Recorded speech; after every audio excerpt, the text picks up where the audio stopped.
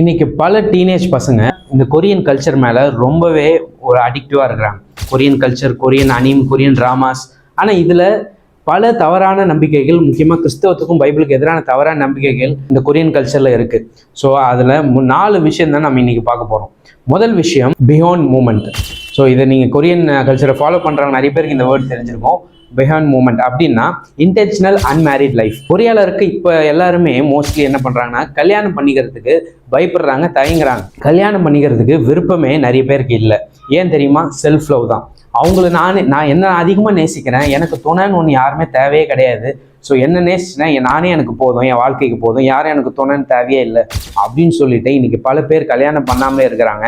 ஆனால் பைபிள் நம்மளுக்கு சொல்லுது, கடவுள் கொடுத்த அந்த ஆணும் பெண்ணும் சேர்ந்து ஒரு குடும்பமாக இருக்கணுன்றத கடவுளோட நோக்கம். ஆனால் இதை அப்படியே உடைச்சு நான் தனியாக தான் இருப்பேன், ஏன்னா என்ன நான் நேசிக்கிறேன் அப்படின்னு சொல்லி நிறைய கொரிய மக்கள் வந்து அவங்க வாழ்க்கையை வீணாக்கிக்கிட்டே இருக்காங்க. ஸோ தயவுசெய்து இந்த கொரியன் கல்ச்சரை ஃபாலோ பண்ணிங்கன்னா உங்களுக்கும் இந்த எண்ணம் வர்றதுக்கு வாய்ப்பு இருக்குது.